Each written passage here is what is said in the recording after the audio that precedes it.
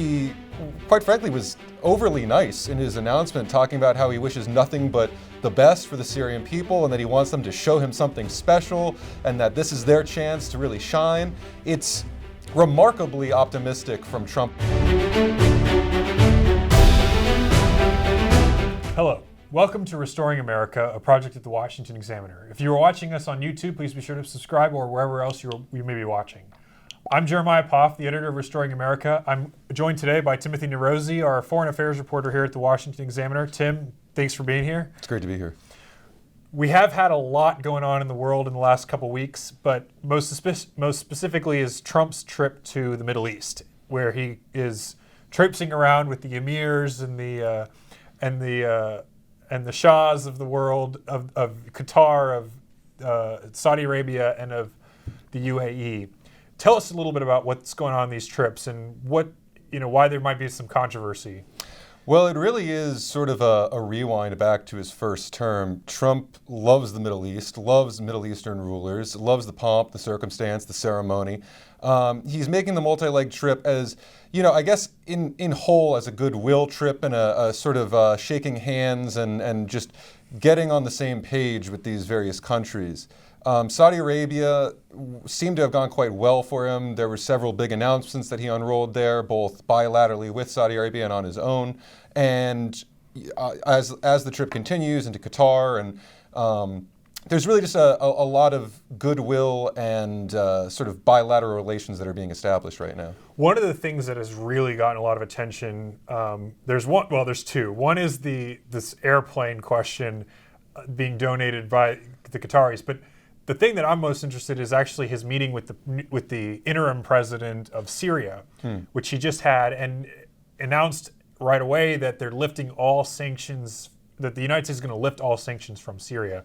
It's a pretty monumental thing. What do you think? Well, it seems to be that Trump is taking a trusting tone and a rather optimistic tone towards the Syrian people following the collapse of Assad's regime. He, quite frankly, was overly nice in his announcement, talking about how he wishes nothing but the best for the Syrian people and that he wants them to show him something special and that this is their chance to really shine. It's remarkably optimistic from Trump, but this is sort of what he does in foreign relations. When he sees a chance to kind of kill him with kindness, he really lays it on thick.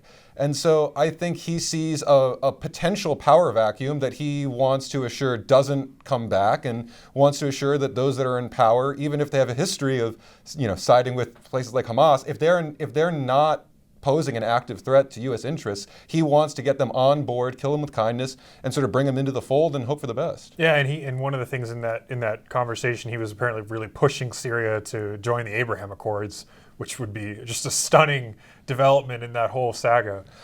You mentioned the pomp and the circumstance, and Trump is has a kind of a weak spot for that.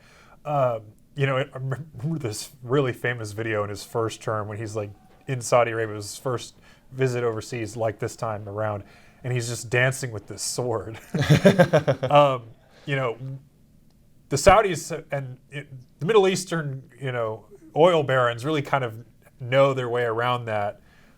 What has kind of struck out to you in that sense? Yeah, I mean, he has this strange, Trump I'm talking about, has this very strange mix of new money and old money aesthetic tastes. In certain ways, he's very ostentatious. He loves gold all over his apartments. And the Oval Office. I mean, he's very much, he's quite loud in that sense. But he also really appreciates sort of royalty and the air of aristocracy and things like that.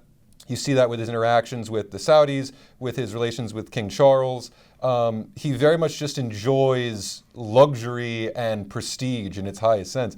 And the Saudis are not in short supply for something like that. It makes you wonder why, or partly I think Trump was very eager to congratulate Pope Leo XIV on his election as the first American Pope. And that's an office that's very full of pomp and circumstance. And you were just in the Vatican for that election. How was that? It was amazing, and yeah, very much so. Everyone expected Trump to come out and say something about the politics of the new pope, but instead he came out and called it a great honor, talked about how happy he was to have an American pope. So he very much appreciates these sort of offices and aesthetics. And we see that with the Qatari plane.